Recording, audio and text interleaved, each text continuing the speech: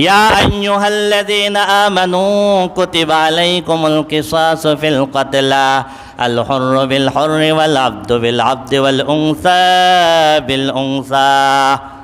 হে ঈমানদারগণ, তোমাদের উপরে ফরজ করা হয়েছে হত্যার বদলে কিসাস।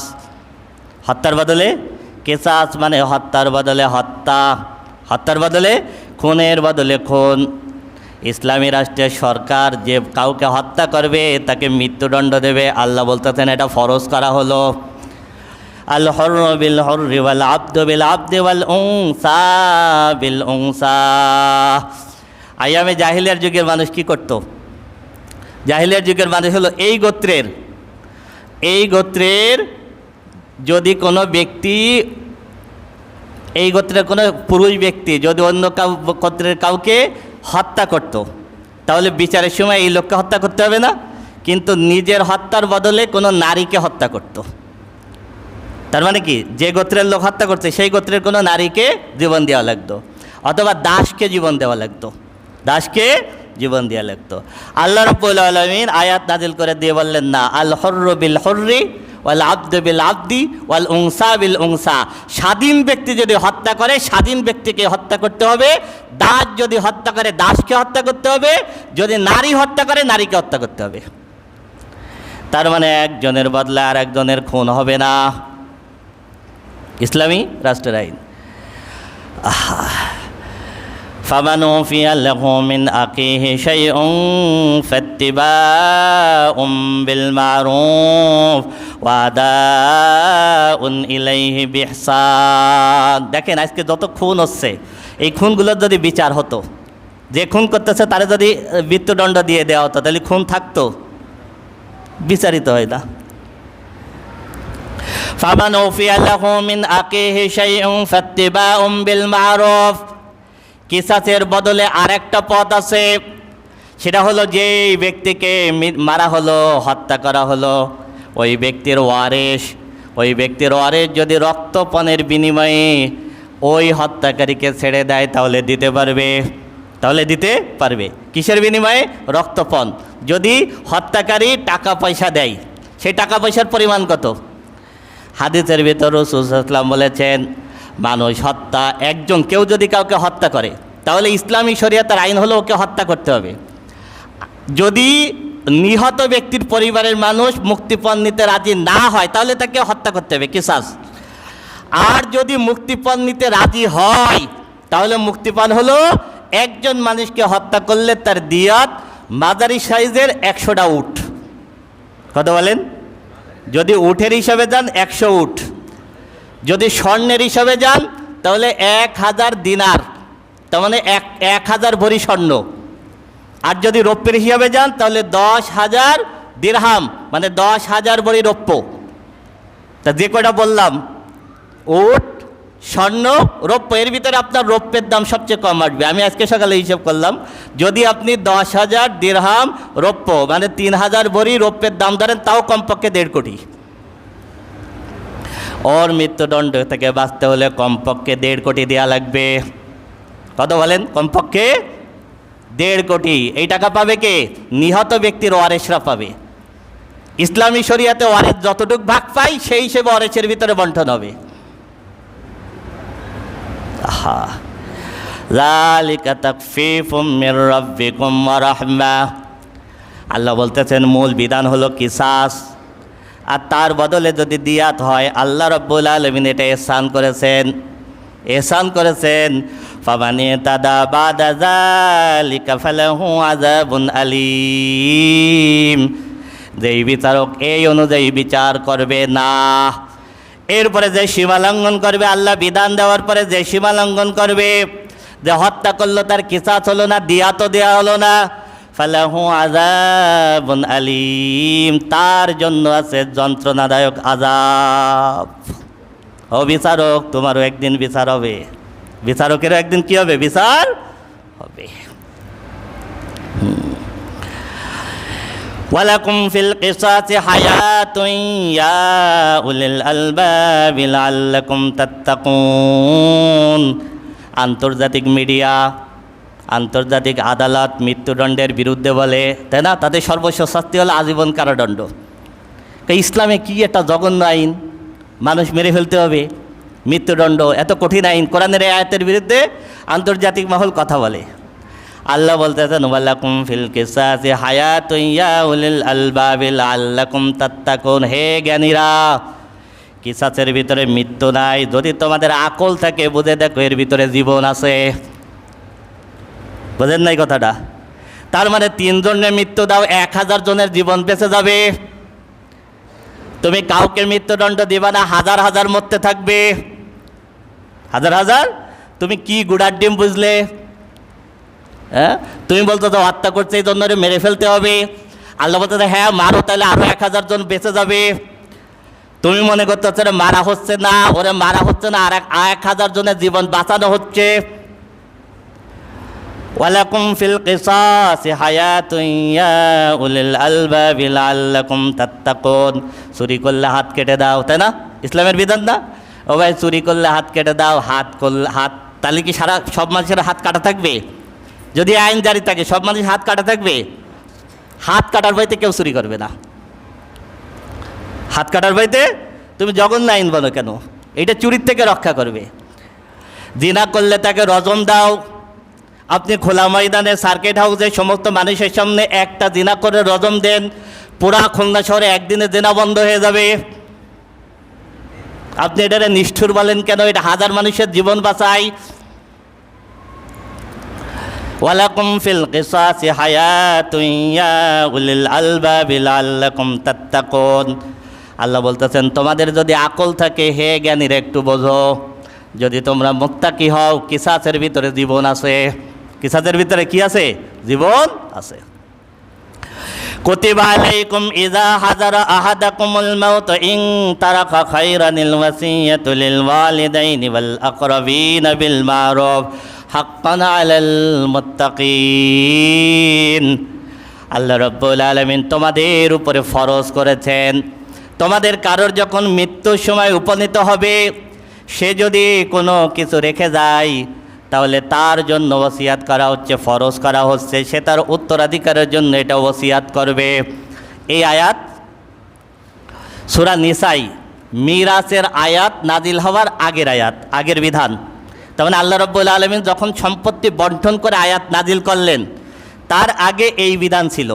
কি বিধান ছিল? যখন কোনো ব্যক্তির মৃত্যুর সময় এসে যেত, তার যে সম্পত্তি আছে সেই সম্পত্তি সে ওসিয়াত করে দিত, যে তুমি এইটুক এইটুক নিবা, তুমি এইটুক এইটুক নিবা, এইভাবে ওসিয়াত করে যাওয়া বিধান ছিল। এরপরে আল্লাহ রাব্বুল আলামিন যখন মিরাসের আয়াত নাজিল করলেন, তখন এই বিধানটা কি হয়ে গেল? বাতিল হয়ে গেল। তখন মিরাস অনুযায়ী এখন কি হবে? সম্পত্তি বন্টন হবে। তবে ওসিয়াতের একটা অংশ এখনও আছে, ওসিয়াতের একটা অংশ এখনও আছে। সেটা কি? কোনো ব্যক্তি ইচ্ছা করলে তার সম্পত্তি ওসিয়াত করতে পারবে, তবে ওয়ারেসের ভিতরে ওসিয়াত করতে পারবে না। নাম্বার 1 শর্ত, ওয়ারেসের ভিতরে ওসিয়াত করতে পারবে না। তার মানে আপনি এক ছেলেকে বেশি দিয়ে যাবেন, মেয়ের তাফাকে দিয়ে বেশি দিয়ে যাবেন, এর এইটা দাও, এই অধিকার আল্লাহ আপনাকে দেয় নাই। আপনি শরিক ফাঁকিদের জন্য আখিরাতে ধরা খাবেন। আপনি মেয়ের তাফাকে দিয়ে ছেলের নামে লিখে দিয়ে যাচ্ছেন, আখিরাতে ধরা খাবেন, একদম কড়াই গন্ডায় ধরা খাবেন, যদি কোরআন সত্য হয়ে থাকে। এবার ওসিয়াতের অপশন কতটুকু আছে? আপনি ওসিয়াত করতে পারবেন আপনার ওয়ারেসের বাহিরে। আপনি সম্পত্তিকে ওসিয়াত অমুকরে দাও, অথবা অমুকরে দাও, অথবা মসজিদ মাদ্রাসায়, অনেকে মসজিদ মাদ্রাসায় করে যায় না, যে আমার সম্পত্তি আমি মরে গেলে মসজিদে দিতে পারবা। তবে হ্যাঁ, এই ওসিয়াত ওয়ারেসের বাইরে আপনি করতে পারবেন সর্বোচ্চ আপনার সম্পত্তি 3 ভাগের 1 ভাগ। কতটুকু বলেন? তার মানে আপনার সব সম্পত্তি মসজিদে দান করে যেতে পারবেন না, এই অধিকার আপনাকে দেওয়া হয়নি। আপনার ওয়ারিসের জন্য 2 ভাগ রেখে তারপরে ওসিয়াত করতে পারবেন, এর বেশি পারবেন না, এর বেশি পারবেন না। যদি করেনও, আপনি যদি 3 ভাগের 1 ভাগের বেশি ওসিয়াত মসজিদ মাদ্রাসায় দান করে দিয়ে যান, তাহলে ওয়ারিস 3 ভাগের 1 ভাগের বেশি দিতে বাধ্য না, বাধ্য না। ইসলামে আপনার ওসিয়াত সর্বোচ্চ সম্পত্তি 3 ভাগের 1 ভাগ, তবে সেটা ওসিয়াত হবে ওয়ারিসের বাইরে। فمن بدله بعد ما سمعه فإنما اسمه على الذين يبدلونه إن الله سميع عليم। আর যদি কোনো ব্যক্তি ওসিয়াত জানার পরেও পিতামাতার ওসিয়াতকে পরিবর্তন করে ফেলে, তার জন্য তার মহা পাপ হবে। ইন্নাল্লাহা সামিউন আলিম, নিশ্চয় আল্লাহ সব কিছু জানেন এবং শোনেন। ফামান খাফা মিন মুসিন জানাফান আও ইসমান ফাআসলাহা বাইনাহুম ফালা ইসমা আলাইহি ইন্নাল্লাহা গফুরুর রহিম। একজন ভুল ওসিয়াত করতেছে, এমন সময় যদি কেউ এটা দেখে, দেখার পরে তাকে সংশোধন করে দেয় এবং সে যদি সংশোধিত হয়ে যায়, তা আল্লাহ বলতেছেন তাইলে তার জন্য কোনো গুনাহ নেই, আল্লাহ তারে মাফ করে দেবেন। তার মানে কেউ সংশোধন করে দেওয়ার পরে সে যদি কে যায়, সংশোধিত হয়ে যায়। ইয়া আইয়ুহাল্লাযীনা আমানু কুতিবা আলাইকুমুস সিয়ামু কামা কুতিবা আলাল্লাযীনা মিন ক্বাবলিকুম লাআল্লাকুম তাত্তাকুন। হে ঈমানদারগণ, তোমাদের উপরে রোজা ফরজ করা হয়েছে, রোজার আয়াত এসে গেছে। তোমাদের উপরে সিয়াম ফরজ করা হয়েছে, যেমনিভাবে তোমাদের পূর্ববর্তীদের উপরে সিয়াম ফরজ করা হয়েছিল। লাআল্লাকুম তাত্তাকুন, যাতে করে তোমরা মুত্তাকি হতে পারো। আইয়ামাম মাদুদাত, নির্দিষ্ট কয়েকটা দিন, মানে এক মাস আল্লাহ যেটা নির্ধারণ করেছেন। ফামান কানা মিনকুম মারিদান আও আলা সাফারিন ফাইদ্দাতুম মিন আইয়ামিন উখর। যদি এমন অবস্থায় কেউ অসুস্থ থাকে অথবা সফরে থাকে, মহিলারা অনেক সময় অসুস্থ থাকে, আপনি দুরারোগ্য ব্যাধিতে আক্রান্ত হতে পারেন, এমন অসুস্থ যদি কেউ থাকে, যদি সফরে থাকে যেখানে রোজা রাখা কষ্টকর, ফাইদ্দাতুম মিন আইয়ামিন উখর, তাহলে এই রোজাগুলো সে অন্য সময় গণনা করে রেখে দেবে। ওয়ালাল্লাযীনা ইউতিকুনাহু ফিদিয়াতুন তাআমু মিসকিন। আর যদি কেউ এমন অসুস্থ হয় যে তার পরবর্তীতে সুস্থ হয়ে রোজা রাখার সম্ভাবনা নেই, এমন অনেক বৃদ্ধ মানুষ আছে না, যার পরবর্তীতে সুস্থ হয়ে রোজা রাখার কি না সম্ভাবনা নাই, তাহলে সে ফিদিয়া দিবে। এক একটা রোজার বদলে একজন মিসকিনকে 2 বেলা খাবার ফিদিয়া দিবে। ফামান তাতাওয়া খায়রান ফাহুয়া খায়রুল্লাহ। তবে যদি কোনো ব্যক্তি ফিদিয়া না দিয়ে রোজা রাখতে পারে, সেটা তার জন্য উত্তম। ওয়াং তাসুমু খায়রুল লাকুম, যদি তোমরা রোজা রাখতে পারো সেটাই উত্তম। ইন কুনতুম তা'লামুন, যদি তোমরা জানতে। শাহরু রমাদান আল্লাযী উনজিলা ফীহিল কুরআনু হুদাল লিন-নাসি ওয়া বায়্যিনাতিন মিনাল হুদা ওয়াল ফুরকান ফামান শাহিদা মিনকুমুশ শাহরা ফালইয়াসুম। এরপর আল্লাহ বলতেছেন শাহরু রমাদান, রমজান হলো সেই মাস যেই মাসে আল্লাহ রাব্বুল আলামিন কোরআন নাজিল করেছেন মানব জাতির হিদায়াতের জন্য, যেটা আল্লাহর পক্ষ থেকে সুস্পষ্ট নিদর্শন, যেটা সত্য মিথ্যার পার্থক্যকারী। কোরআন নাজিলের মাস হলো কি রমজান। ফামান শাহিদা মিনকুমুশ শাহরা ফালইয়াসুম, সুতরাং তোমাদের ভিতর থেকে যে রমজান পাবে সে যেন অবশ্যই রোজা রাখে। ওয়ামান কানা মারিদান আও আলা সাফারিন ফাইদ্দাতুম মিন আইয়ামিন উখর, তবে যে অসুস্থ হবে অথবা সফরে থাকবে সে অন্য সময় গণনা করে রাখবে। আল্লাহ রাব্বুল আলামিন এই সুযোগ কেন দিয়েছেন? আল্লাহ বলতেছেন ইউরিদুল্লাহু বিকুমুল ইউসরা ওয়া লা ইউরিদু বিকুমুল উসরা। আল্লাহ তোমাদের জন্য সহজ করতে চান, তোমাদের জন্য আল্লাহ কঠিন করতে চান না। ওয়ালিতুকমিলুল ইদ্দাতা ওয়ালিতুকাব্বিরুল্লাহ আলা মা হাদাকুম ওয়া লাআল্লাকুম তাশকুরুন। আর রোজা আল্লাহ রাব্বুল আলামিন যে কয়দিন নির্ধারণ করবেন, 29 হোক 30 হোক, এই দিনগুলো তোমরা পূর্ণ করবে।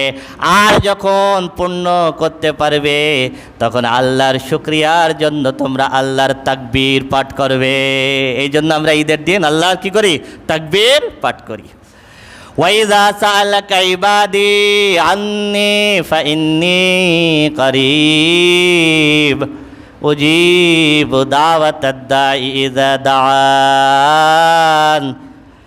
আল্লাহ রাব্বুল আলামিন বলতেছেন, হে রাসূল, মানুষ আপনাকে আমার ব্যাপারে যখন জিজ্ঞেস করে, আল্লাহর ব্যাপারে যখন প্রশ্ন করে, তখন আমি রব্বুল আলামিন ওর খুব কাছে থাকি। সুবহানাল্লাহ। আচ্ছা, আল্লাহ বলতেছেন আমি আমার বান্দার থেকে কখনো কিসে থাকি না, দূরে থাকি না।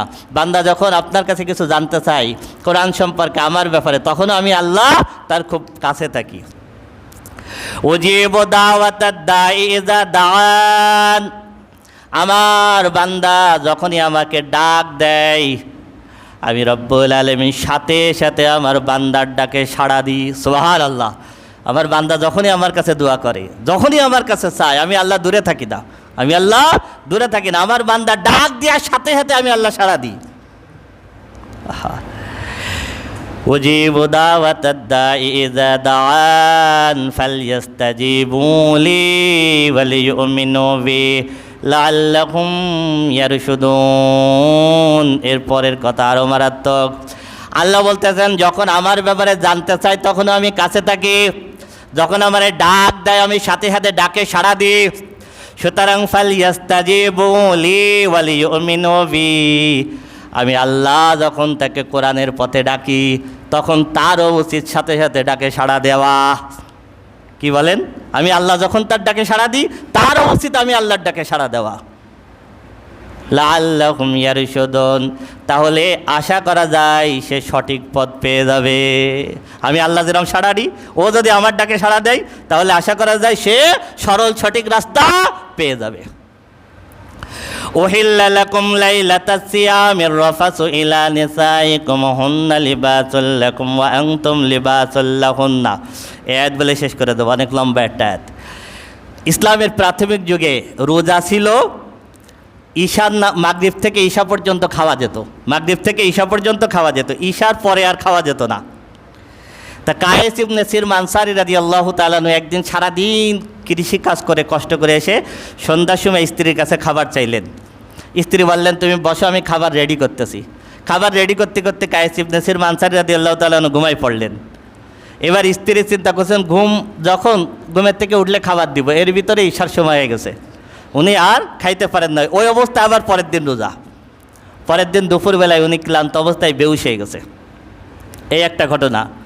দ্বিতীয় নম্বর ঘটনা, রোজা অবস্থায় ঈশার পরে রাত্রে ঘুমানোর ভিতরে ওমর রাদিয়াল্লাহু তাআলা আনহু স্ত্রীর সাথে মিলিত হয়ে গেছেন।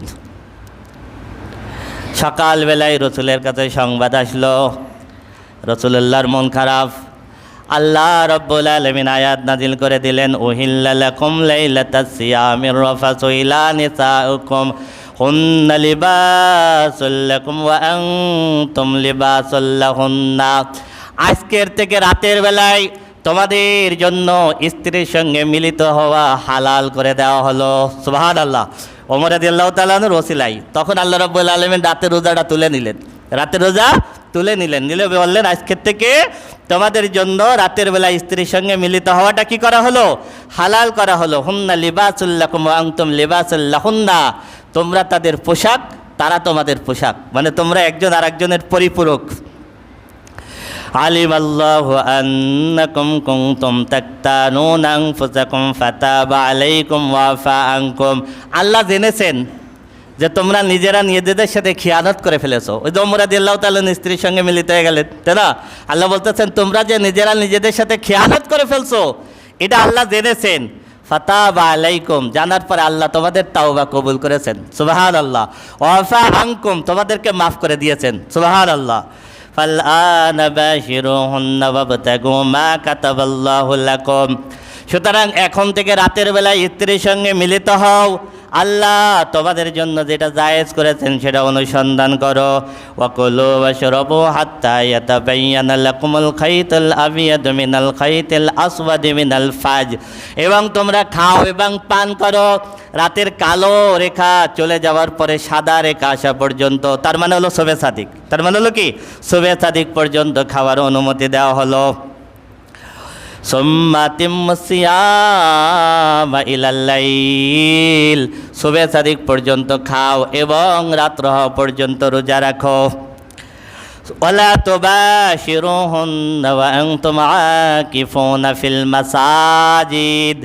তবে রাতে তোমাদের জন্য স্ত্রীর সঙ্গে মিলিত হও বৈধ করেছে, ঠিক আছে, কিন্তু ওয়ালা তুবাশিরুহুন্না ওয়া আনতুম আকিফুনা ফিল মাসাজিদ, তোমরা মসজিদে ইতিকাফরত অবস্থায় আছো, এমন অবস্থায় তোমরা স্ত্রীর সাথে মিলিত হতে পারবা না। তোমাদের জন্য নিষিদ্ধ করা হলো ইতিকাফ অবস্থায়। যদি তোমরা ইতিকাফে থাকো এই অবস্থায় স্ত্রীর সঙ্গে তোমরা মিলিত হতে পারবা না।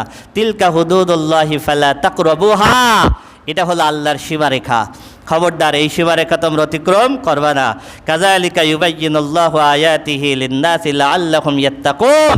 এভাবেই আল্লাহ রাব্বুল আলামিন তোমাদের মাঝে আল্লাহর আয়াতগুলো বর্ণনা করেন যাতে করে তোমরা মুত্তাকি হতে পারো।